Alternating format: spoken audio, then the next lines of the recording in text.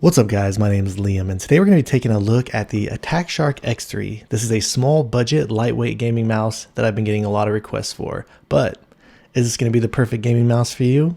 Let's check it out.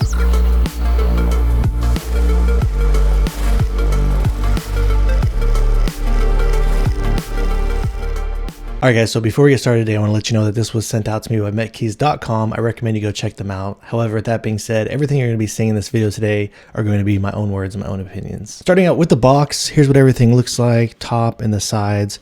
Just real basic information on here. Not a whole lot of detail, but as we open it up inside, what we do have is we have the mouse in the top, and I do have it in this white colorway.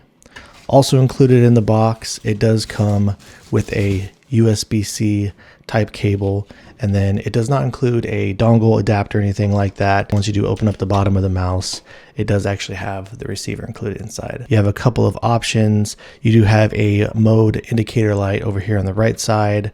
Over here to the left, you have your DPI button.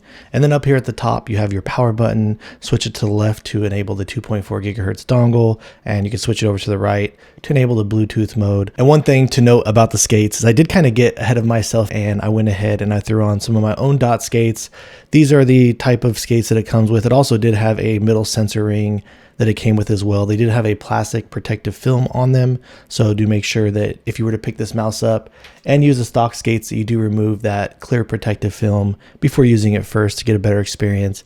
However, I wasn't really a fan of these skates, not the best, so like I said, I kind of threw some of my dots on here, and I was messing around with this mouse trying to get it as lightweight as I possibly could. Coming back over the top, this feels like it's just a straight injection plastic mold on the shell. I'm not sure if there is any additional type of a coating, but for me, it felt pretty good. I guess it could be a little bit slipperier if you were to get wet hands, but I typically don't have those types of issues. But aside from that, the shell on this, it feels incredibly solid. I'm actually really impressed by the build quality of my unit. I haven't came across any issues or noticed anything that seemed worrisome or out of the ordinary to me. The switches that do come included inside are the Kailh Black Mamba micro switches.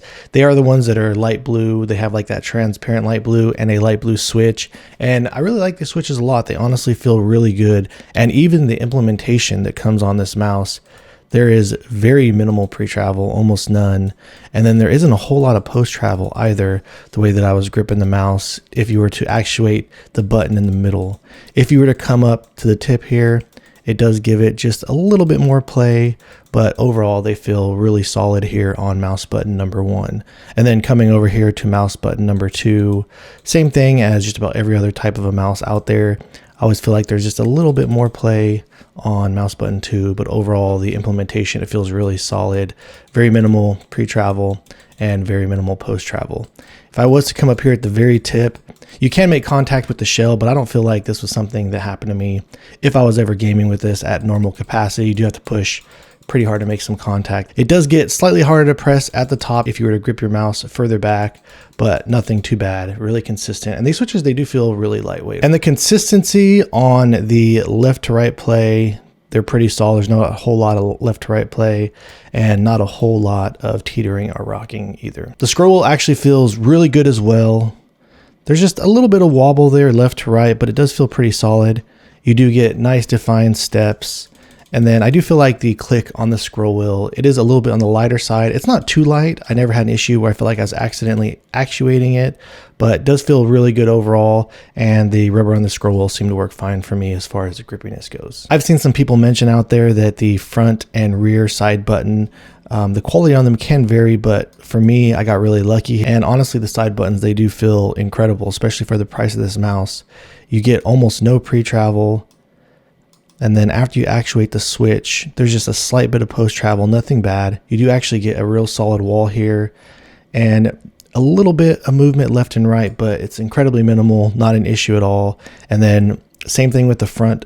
The front side button does feel just a little bit tighter. Not that the rear side button was bad at all, it felt great, but there's literally no pre-travel on the front button. A little less post-travel. But yeah, overall, these side buttons, really impressed with the overall turnout. There's one last thing I did want to mention, however, they do have a ribbon cable that is connected to the circuit board, and it goes into the side buttons over here on the side or something like that. And if you do shake the mouse around, you kind of can hear the ribbon shaking around in there. I did open up the mouse and actually modify this already, and I inspected it myself. It doesn't really bother me that much. If it were to be an issue for you, this thing is really easy to open up, and you can just like tape up or glue that ribbon cable so it's not so loose. But aside from that, if you are having that issue or do notice that, that's basically what that is. All right, so let's go ahead and drop a sound click and quality sound check.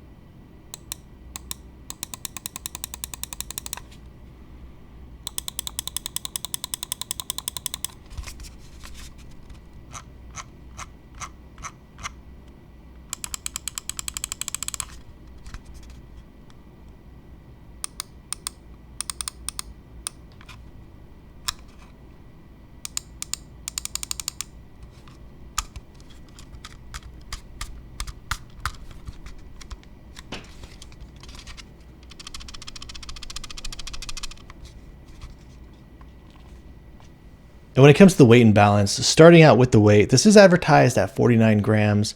My copy was actually coming in at 52.6 grams. It does come included with a 300 milliamp hour battery inside, and that battery is rated for 200 hours. I do have some pictures here for you guys on the internals. Like I had mentioned, I have already modded this thing. The battery was a little bit towards the front. It was kind of right there in the middle, and I did notice that out of the box that this did feel a little bit front heavy.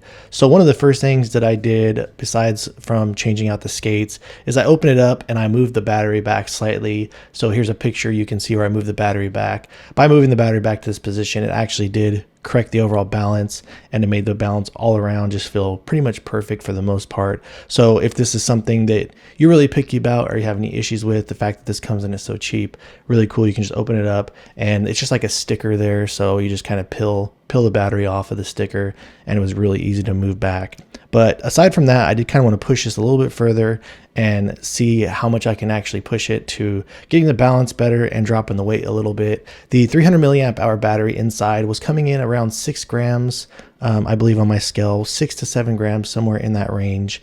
So I did actually drop a 150 milliamp hour battery in here, and this weighs around 3 grams. So I was able to shave off some additional weight. So if you guys are interested in looking it out, would I recommend, saving a couple extra grams? Just so you know, I don't really drop a couple extra grams just for the weight itself. I do it mostly for the overall balance. With these dot skates on here and the 150 milliamp hour battery, as you can see here, it dropped it down to approximately 49.2 grams on my scale. So just kind of tighten it up a little bit more. And since I did mod it, obviously it's going to have perfect balance. It does have perfect balance front to back and left to right. The software is really basic. I do believe that they did actually develop this software themselves, so kudos and hats off to them for that. It is really simple to use. All you had to do is make sure that you had the pulling rate at 1000 hertz.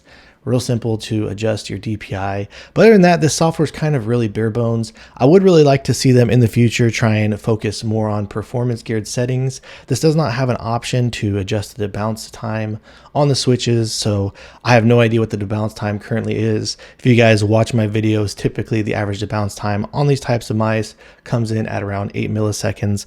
Obviously, I wasn't able to verify whether that is the issue on this mouse or not, but I do believe that it probably would be in the range somewhere around there. So it would be really cool if they did give you some more options to be able to actually adjust the overall performance. And as far as the overall performance goes, this does have a 3395 sensor in it. They are using a Broadcom microcontroller inside. I tried using this mouse in a bunch of different scenarios on a bunch of different types of mouse pads, and I didn't come across any major outliers while I was using it. It is very similar to the Ajazz AJ199. It does have minor differences, so we will jump into that briefly.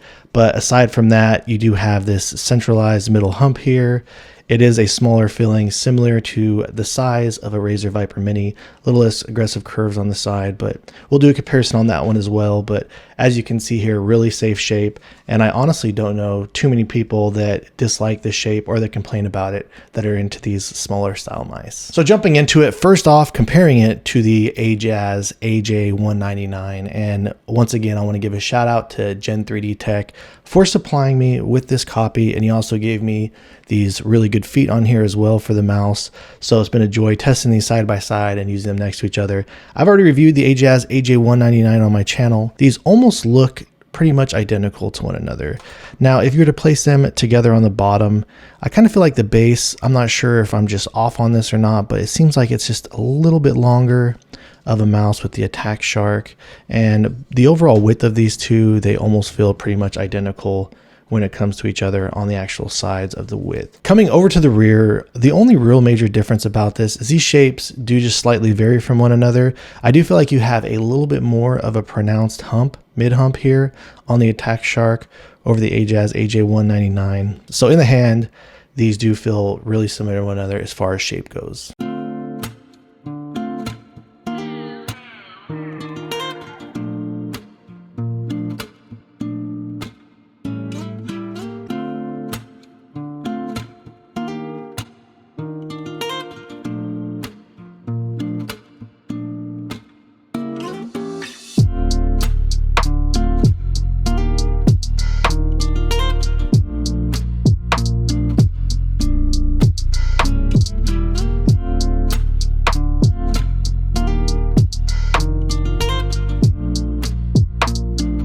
Next up, I'm comparing it to the Razer Viper Mini Signature Edition. Starting out on the bottom, I do feel like the Razer Viper Mini does have a little bit more aggressive curves, flaring out more towards the front and the back. And when you put these together, it does feel just slightly a little bit more narrow in the center point here on the Razer Viper Mini, whereas the Attack Shark does feel a little bit more wide. On the top of the Razer Viper Mini, I do feel like the profile of the weight tapers from the middle to the sides. I do feel like it feels a little bit flatter at the top, a little bit wider at the top of your grip if you do rest your palm up here, but not that much of a difference or not that far apart. And then coming over to the side profile, I do feel like that mid hump sticks up just a little bit more than the Razer Viper Mini and feels a little bit more aggressive. However, as you can see here, they both have that really quick taper off to the rear.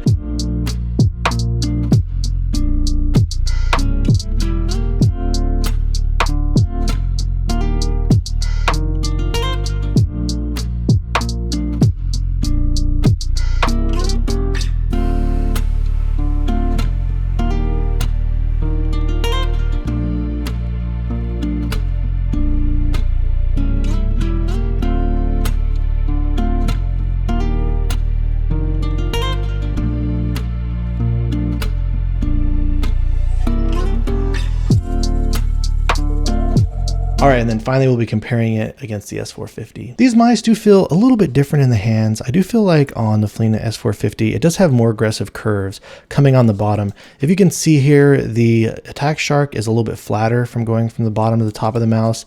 This one, I do feel like it has a little bit more aggressive curves. And the side profiling on these, they do feel pretty similar. I do feel like it's a little bit wider in the center most narrow point on the Attack Shark X3, but it's barely that noticeable. When you do come over to the rear profile though, I do feel like this is what separates these mice from one another the most dramatically. I do feel like it kind of flares out more on the sides and feels wider in the back here when you're holding the S450. And then also the S450 just has a much more aggressive top mid hump. So finally, looking at these two from the sides, as you can see here, they're not really that far off, but I do feel like the S450 is just all around just a little bit more aggressive with the curved profile and the hump.